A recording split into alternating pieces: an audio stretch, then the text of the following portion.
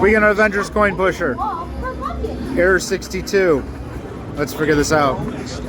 So we have an error 62, and this manufacturer every once in a while puts an error code list on the inside of the door. We got error 62, rear hopper coin jam. So inside this game there's two hopper mechanisms to feed different coin spots. We got one here in the front and one here in the back. That one's probably jammed according to that error code.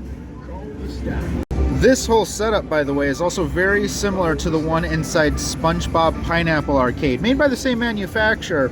It's just they swapped out the central hopper for just a diverter that sends coins that way or sends coins that way. It doesn't actually count them up.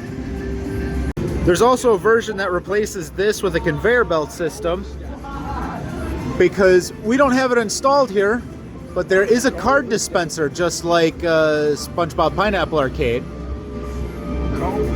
Conveyor belt brings everything to the front, and then it actually gets dumped out here into a little tray. Alright, we pulled out the game to get access back here. Let's open this up.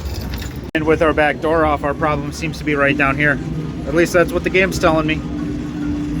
Alright, we're going to need to get some tools to take this cover plate off and probably this plastic bin. Alright, back in the tech office. We got the tool pouch. Let's go. Alright, back out at the game. Let's take this off. Alright, this gap is too small for the little screwdriver, so we got to go manual. And now this plate comes off. Probably should have grabbed a bin to put these in. Let me just blank parts bin. There we go. And we got a bin to put these in. Now, I know this model of hopper is used in other games by this manufacturer, namely SpongeBob, but you may also find it in Spider-Man and Despicable Me Jelly Lab, I think. They have an inherent problem with them. There's a small piece that breaks right underneath all these coins, and I'm hoping that's not broken. Alright, we gotta take this bucket off. Make sure you grab the ones inside. And then you can wiggle this off of here. There we go. To get the rest of the coins out of this thing. Sometimes it's just easier to take the gear out. There we go. There, now with all that out here, we can look at this. Seen a lot of ground down coin dust, but nothing concerning. By the way, I mentioned there's an inherent problem with these. There's a piece that breaks. These little spring-loaded pins right here have a tendency to break off. If they break off, it jams the entire system. But they're intact, so that's not our problem. So coins get fed up through these channels here to get sent out onto the play field. There's a little backflow stopper here that prevents coins from flowing backwards down into the thing. Past here, coins should flow freely, so you should be able to take this and just slide these up. But I can't do that. Well, there was a little bit of resistance, but I got the coins to move freely, so that might not be our issue. Let's check down here. Just got to take off this little bracket. That gets removed, then we got this right here, and then that screw there, and this cover plate comes off. There's a lot of dust buildup in here, and I'm wondering if this is just getting in the way of the coins moving freely. Clean this up and then take another look. Alright, we have some multi-surface cleaner and degreaser that I'm going to spray and wipe everything down to clean this all up. And then I'm going to cover it with a dry film lubricant to kind of seal everything up, prevent any rust, and hopefully get these coins to slide up and down freely. You don't want to spray anything while the game is on, so there we go. Then we just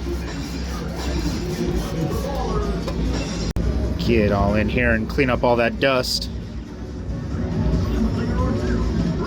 That was a clean towel. Look at how clean and shiny that is now. I'll just spray some of this on there.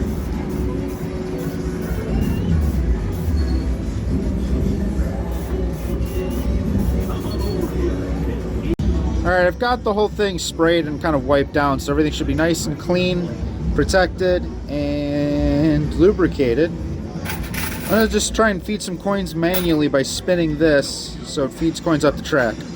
I should probably put this screw in here to hold everything in place. And maybe this cover plate. There we go, that's better. So we're just gonna feed some coins into each of these. And I should be able to spin this by hand to feed the coins up through. There they are. Just reload all of these and spin it some more. Alright, I've got the entire track primed, and I can tell because if I spin the coins down here to feed them through, it spits one out onto the playfield. I gotta put this bucket back on. We're just gonna go ahead and clean this up first. There we go, that's a little bit better. Too much of that is ground in. In the game it goes. Ah, crap, I forgot a piece. Back off the game it comes. Alright, that bracket's on there now. Now the bucket goes on. And the first screw. Don't forget the other two inside the bucket. Now that the bucket's back on, we can put the coins back in. I'm just going to do 1 or 2 handfuls and test it. That way I don't have to pull all the coins back on in case it fails. Alright, and plug our game back in. Now there's a chance that once this boots up, it'll automatically start feeding because the error has been cleared. Hope if I plugged in the motor. Hey, there we go. Now it's moving.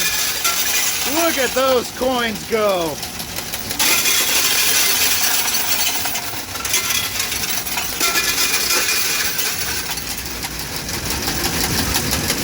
Alright, the game's been playing itself for a little bit, paying out all the owed coins that it was supposed to spit out when it jammed. Alright, I think we're done playing ourselves here, because everything stopped. Dump the rest of the coins in here.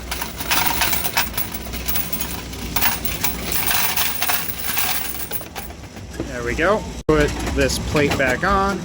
Screw that back on. This is probably fixed given what I saw when the game was auto-playing itself, getting rid of all the owed coins from the last players.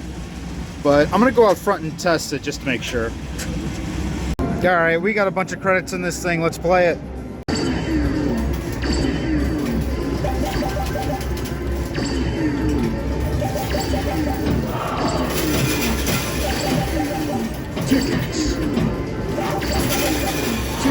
Seems to be spitting out coins, but I'll continue to play it. Alright, seems like it's good. Still spitting out coins. That bonus tokens is the one we actually went and cleaned up. I think it's fixed.